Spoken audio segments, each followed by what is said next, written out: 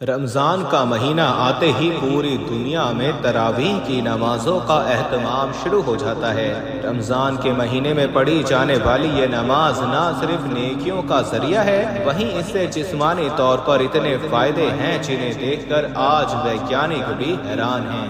تراویح کی نماز نہ صرف ہمارے جسم میں موجود ایکسٹرا انرجی اور کیلری کو ختم کرتی ہے، بلکہ اس سے ڈپریشن، اینزائٹی اور تمام طرح کی بیماریوں کی ہونے کی سمبھاونائیں بھی کم ہو جاتی ہیں۔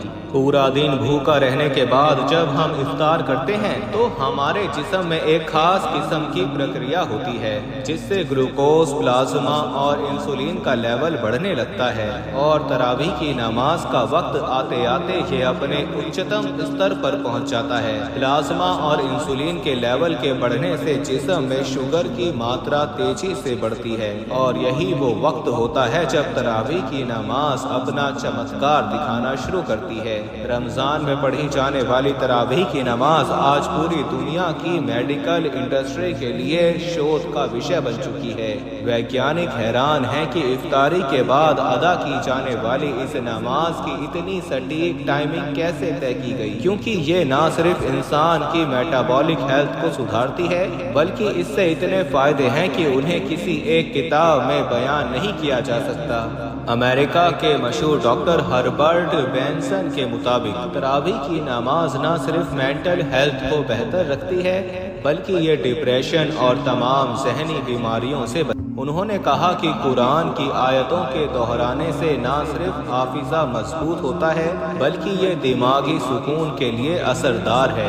انہوں نے اس پرکریا کو ریلیکسیشن رسپانس کا نام دیا۔ ڈاکٹر ہربرٹ بینسن امریکہ کی ہارورڈ یونیورسٹی کے سب سے بہترین شودھ کرتاؤں میں سے تھے۔ ان کی لکھی کتابیں آج پوری میڈیکل انڈسٹری میں پڑھی جاتی ہیں۔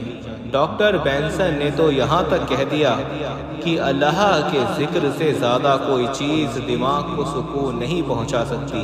وہ دنیا کے پہلے ویگیانک تھے جنہوں نے ثابت کیا کہ کیسے نماز، روزہ اور عبادت کے ذریعے بیماریوں کو ٹھیک کیا جا سکتا ہے۔ تراویح کی نماز نہ صرف دل کے پمپنگ سسٹم کو مضبوط کرتی ہے بلکہ اس سے بلڈ پریشر اور بلڈ سرکولیشن کو نیم رکھنے میں مدد ملتی ہے۔ جو لوگ لگاتار 30 دنوں تک تراویح کی نمازوں کا اہتمام کرتے ہیں ان میں کنسنٹریشن اور دماغی بیماریاں نہیں ہوتی۔ تراویح کی نماز میں لگاتار رکوع اور سجدہ کرنے کی وجہ سے ہمارے شریر میں بلڈ سرکولیشن بڑھ جاتا ہے، جس سے جسم کے ان حصوں میں بھی خون پہنچتا ہے جہاں پر عام حالت میں نہیں پہنچ پاتا۔ یہی وجہ ہے کہ آج دنیا میں بہت سے لوگ اپنی بیماریوں کو ٹھیک کرنے کے لیے نماز پڑھ رہے ہیں۔ نماز پڑھنے کی ہر ایک پوزیشن میں ورک آؤٹ اور صحت کا راز چھپا ہوا ہے۔ ویگیانکوں کی مانیں تو لگاتار 20 رکعتوں میں رکوع اور سجدہ کرنے سے نہ صرف پیٹھ کی ماس پیشیاں فلیکسیبل ہوتی ہیں بلکہ اس سے پاچن تنتر بھی مضبوط ہوتا ہے۔ تراویح کی نماز عبادت کے ساتھ میڈیٹیشن کا سب سے بہترین ذریعہ ہے۔ ویگیانکوں دوارا کیے گئے شودھ کے مطابق تراویح کی نماز عمر دراز اور بوڑھے لوگوں کی مسلز کو مضبوطی پردان کرتی ہے۔ اس نماز کے دوران ہمارے جسم سے ایسے ہارمونز ریلیز ہوتے ہیں جو ہماری یادداشت کو مضبوط کرنے کا کام کرتے ہیں۔ عام طور پر جیسے جیسے لوگوں کی عمر بڑھتی ہے لوگوں کی فزیکل ایکٹیویٹی میں کمی محسوس ہوتی رہتی ہے، جس کی وجہ سے ان کی ہڈیاں کافی کمزور اور پتلی ہو جاتی ہیں۔ تراویح کی نماز نہ صرف ہڈیوں کو مضبوط کرتی ہے بلکہ اس سے نسوں اور جوڑوں میں ہونے والی تمام بیماریوں سے نجات مل جاتی ہے۔ تراویح کی نماز کے دوران ہمارے جسم میں ایک خاص قسم کی پرکریا ہوتی ہے جسے نام دیا گیا ہے گلائکوجینولیسس کا۔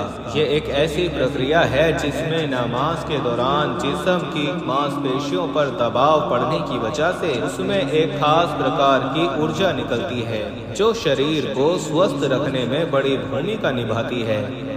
امریکن ہیلتھ ریسرچ سینٹر دوارا جاری کی گئی رپورٹ کے مطابق جو لوگ نماز، روزہ اور دیگر عبادت کرتے ہیں ان میں دل کی بیماریوں کے ہونے کی संभावनाएं काफी कम हो जाती हैं اور خدا پر یقین نہ رکھنے والوں میں دل کی بیماریوں کا ریشیو 60% سے ادھک ہے۔ ویگیانکوں کی مانیں تو 5 بار نماز ادا کرنا ہر گھنٹے 3 میل جاگنگ کرنے کے سمان ہے۔ لگاتار 20 رکعات نماز پڑھنے کی وجہ سے نہ صرف فزیکل فٹنس کو بنائے رکھنے میں مدد ملتی ہے بلکہ اس سے بھاوناتمک روپ سے مضبوط ہونے کے ساتھ انسان کی عمر میں بھی اضافہ ہوتا ہے۔